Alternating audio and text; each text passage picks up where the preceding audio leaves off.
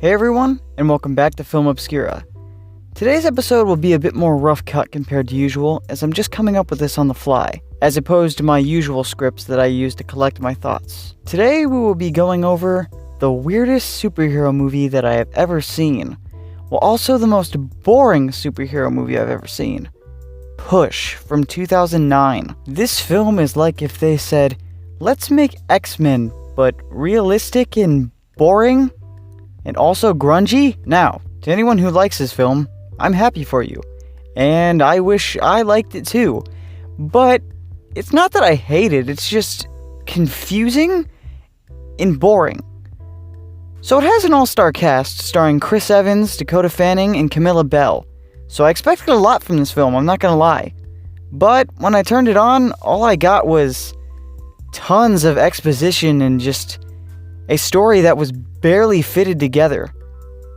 So it starts off with a flashback of what is Chris Evans' character as a kid, while something is going on with his parents after bad guys attack them or something.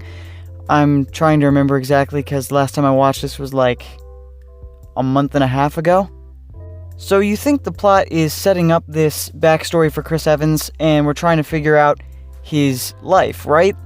Well, about 30 minutes into the film, we bump into his ex-girlfriend, and she becomes the main focus now, or I believe is supposed to be. It kind of toggles back and forth between her, Chris Evans, and Dakota Fanning, who plays a young psychic type character, and she's supposed to be like helping Chris Evans with figuring out his backstory, but also saving the world, but also figuring out Camilla Belle's story. It's really not that clear.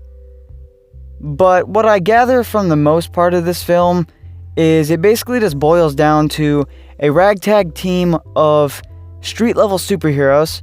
Chris Evans can move objects, Dakota Fanning can see the future, but limitedly, and Camilla Belle can sort of control minds.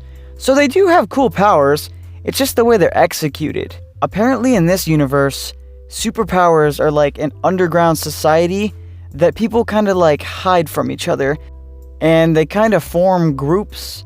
Like there's like illusionists who can like hide buildings and convince people to see other things. There's the future seers like Dakota Fanning and stuff like that. So they kind of have their own factions. There is a bad guy in this film who kidnaps Camilla Belle, and this sends Chris Evans and Dakota Fanning on the path to try to rescue her. So that's part of the plot, as opposed to what I thought it was going to be from the beginning, where he was trying to figure out his life.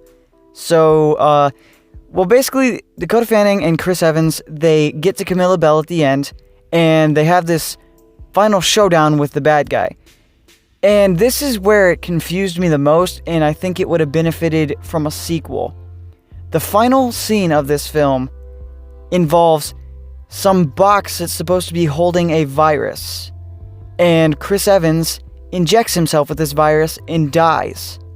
Or so we think. It is revealed that he injected himself with soy sauce, and the virus was either transported away or destroyed. Camilla Belle then leaves with the bad guy, and we are left with our heroes divided.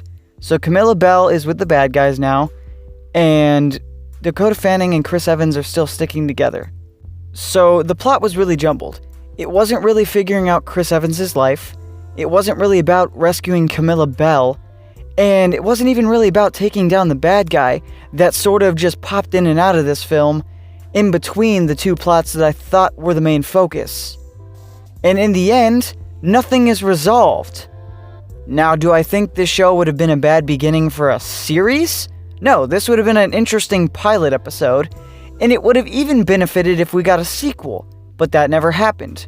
So it just leaves us with this awkward, jumbled, confusing film. Have you guys ever watched this movie? What are your opinions on this film? Let me know in the comments below. Thank you guys for watching this video. I hope you enjoyed this sort of raw and uncut review of mine, and see you guys next time.